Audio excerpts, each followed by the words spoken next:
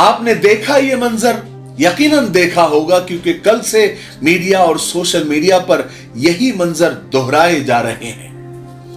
ये मंजर, ये वीडियोस देखकर मुझे किसी शायर के ये 4 लाइन याद आ रहे हैं कि देखकर शहर का बदला हुआ मंजर रोया, मैं बदलते हुए हालात पे अक्सर रोया, जब हुआ रो के चुप जी भर के रोया, मुकर्रर रोया, रो के जब जी ना भरा मेरा तो मैं जी भर के और रोया।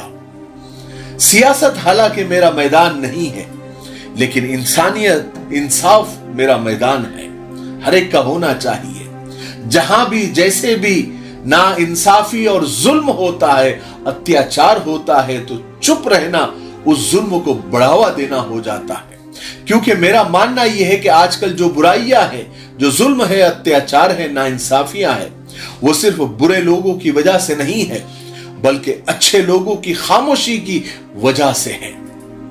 हम देख रहे हैं कि पिछले 38 दिनों से ये देश के 3 मशहूर पहलवान, साक्षी मलिक, बजरंग पुनिया और संगीता फोगाट और उसके और कुछ साथी, सरकार से इंसाफ की गुहार लगा रही है और बीजेपी सांसद बृजभूषण सिंह को गिरफ्तार करने की मांग कर रही है और इंसाफ की मांग कर रही है। लेकिन इन्हें इंसाफ तो क्या मिलता, उन्हें जंतर मंतर से खदेड़ कर भगा दिया गया, उनके टेंट उखाड़ कर फेंक दिए गए, जमीन पर घसीट दिया गया और फिर सितम बालाए सितम उन्हें अरेस्ट भी किया गया और फिर उन पर ही केस कर दिया गया। यानी उसने हमारे जख्म का यूं किया इलाज, मरहम भी गर लगाया तो खंजर की नोक से। उसके बाद जैसे पहलवानों का, उन लड़कियों का दिल टूट गया और टूटे हुए दिल से उन्होंने अपने जीते हुए मेडल, अपनी जिंदगी भर की कमाई, जो उनके जिस्म का एक हिस्सा होता है, हर खिलाड़ी का जो उसको मेडल मिलता है वो उसके जिस्म का एक हिस्सा बन जाता है, वो उसी के सहारे, उसी के गुरूर में पूरी जिंदगी गुजारता है।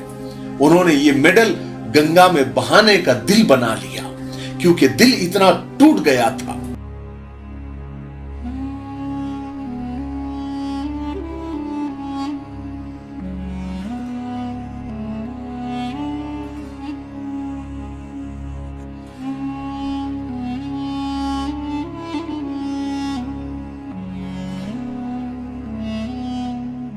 इन पहलवानों ने सोशल मीडिया पर एक जज्बाती पोस्ट किया।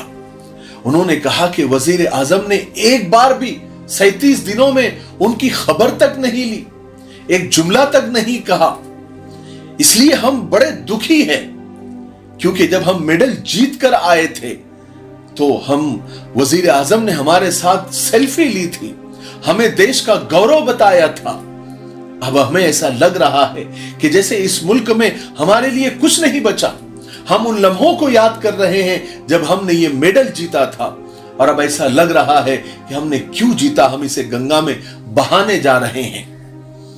कभी खुद पे, कभी हालात पे रोना आया, बात निकली तो हर बात पे रोना आया। लेकिन कहते हैं खबर यह है कि कुछ किसान नेताओं ने मिलकर पहलवानों को मनाया और मनाने में कामयाब हो गए और सरकार को 5 दिन का अल्टीमेटम दिया। अब देखना है क्या होता है।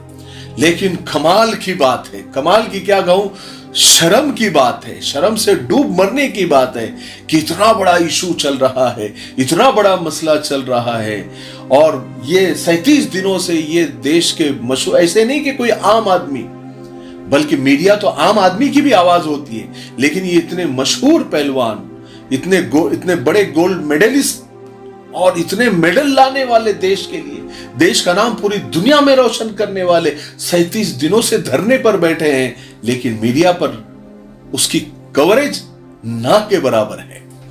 होना तो ये चाहिए था कि मीडिया माध्यम बनकर, जरिया बनकर इन बेटियों की बात गूंगे बहरे ऐवानों तक पहुंचाती, लेकिन कहते हैं ना कि जब मीडिया इज्जत बचाने के बजाय इज्जत बेचने पर आ जाए तो तवायफ से भी ज्यादा बदतर हो जाती है। अस्सलामु अलैकुम, मैं हूं मोहम्मद शुजाउद्दीन। नाजरीन, आप मेरे हाथ में ये जो देख रहे हैं ये है तकमीली तलबीना। तकमीली तलबीना ताकत, सेहत और शिफा के लिए सुन्नत और तिब्ब नबवी का बेहतरीन नुस्खा है। अगर आप अपने इलाके में तकमीली तलबीना का बिज़नेस करके गारंटी के साथ हर महीने 15 से 25 हज़ार रुपये तक कमाना चाहते हैं तो अभी इस नंबर पर कॉल करें 9890963757। मेरी अपनी कंपनी है Takmeeli food products private limited, Malegaon, India. ये एंकर साहब को देखो, इनको कौन नहीं जानता, सब भली भांति जानते हैं ये कौन है और कैसे हैं। ये कम से कम उन बेटियों के लिए इंसाफ की मांग करते, सरकार तक उन बेटियों की बात पहुंचाते, उन पहलवानों की बात पहुंचाते। वो तो किया नहीं इन्होंने, बल्कि पहलवानों को ही राय दे रहे हैं कि आप गोल्ड मेडल को गंगा में ना बहाएं, बल्कि आप सरकार को वापस कर सकते हैं। फिर जो आपको इनाम मिला था 10 करोड़, 5 करोड़, 6 करोड़, वो आप सरकार को वापस कर दें, और जो सरकारी नौकरी आपको मिली है वो आप वापस कर दें। यानी वो जो इंसाफ की मांग कर रही हैं उसको पूरा ना करें या उस मुद्दे पर बात नहीं करें, बल्कि ये पहलवानों को, उन बेटियों को राय दे रहे हैं कि तुम ये सब पैसा, नौकरी और मेडल सरकार को वापस कर दो और अपने अपने घर चले जाओ, इंसाफ की मांग मत करो। हद होती है ना बेशर्मी की कभी कभी, क्योंकि ये लोगों को पाकिस्तान, हिंदू, मुस्लिम ये करने से, लव जिहाद करने से फुर्सत मिले तो काम की बात करें ना। कभी कभी फनी वीडियो बनाने वाले बड़ी माना खेज वीडियो बना देते हैं। ये 10 सेकंड का वीडियो देखे आप, हंसी हंसी में इन बच्चों ने कितनी सच्ची बात कह दी है। तो अब बात करते हैं पाकिस्तान की। पाकिस्तान में जो है साला हर समय पाकिस्तान पाकिस्तान, साला इंडिया में रहो तो इंडिया की न्यूज दिखाओ, पाकिस्तान की न्यूज दिखाओ। साला पाकिस्तान पाकिस्तान करके दिमाग पागल कर दिया मेरा। इन्हें बस यही चाहिए, दिन रात बस हिंदू, मुस्लिम, पाकिस्तान, लव जिहाद ही करना होता है। इनको शायद इसी चीज के पैसे मिलते होंगे।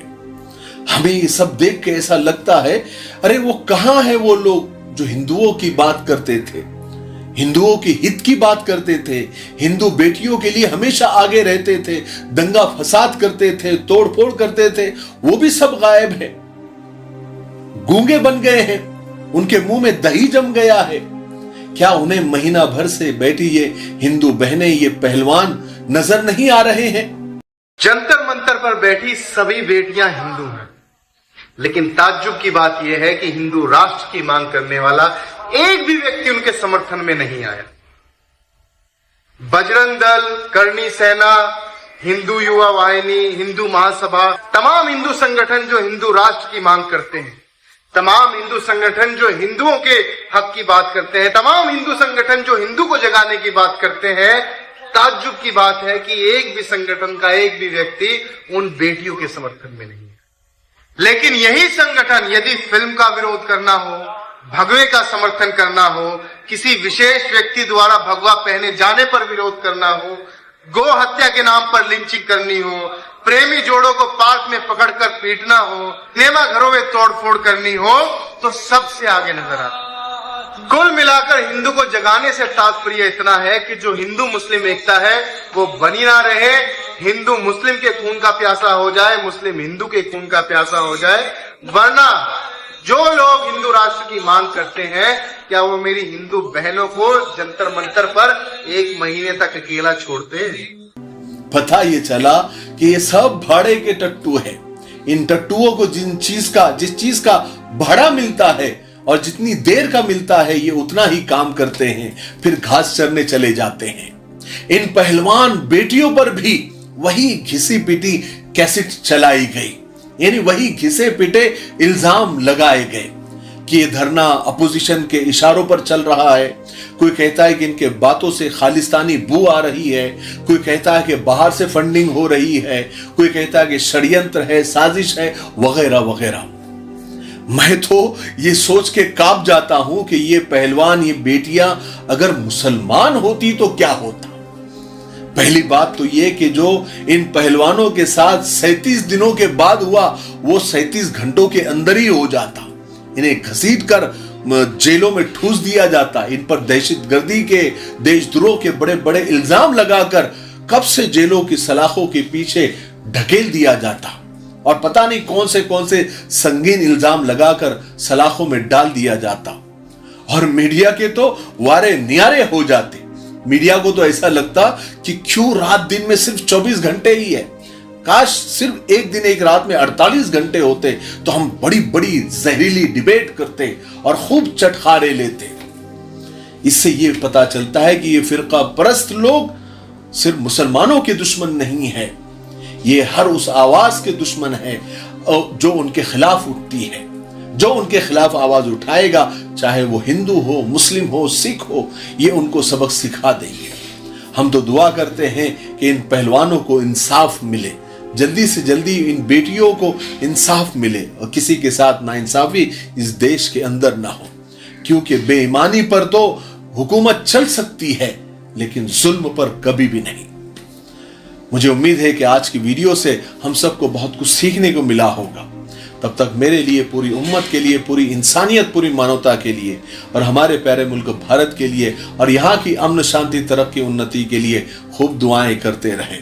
अस्सलाम वालेकुम वरहमतुल्लाहि वबरकातुहू। दोस्तों, भाइयों और साथियों, लीजिए आपकी सेवा में हम एक ऐसा हलवा पेश कर रहे हैं जिसका नाम यंग राइडर है, जो सरकार से मान्यता प्राप्त है, मंजूर शुदा है, जिसका कोई साइड इफेक्ट नहीं, 100% आयुर्वेदिक। ये हलवा न सिर्फ आपकी मर्दाना कमजोरी को भरपूर ताकत में बदल देगा, आपकी वीर्य, मनी, धातु को गाढ़ा करेगा, आपकी टाइमिंग को बढ़ाएगा, बल्कि आपके नर्वस सिस्टम को ताकत देकर आपको एक हेल्दी मर्द बना देगा। खर्च कम, फायदे अनेक। एक मर्तबा जरूर आजमा लीजिए, देख लीजिए, जिंदगी भर आप याद रखेंगे।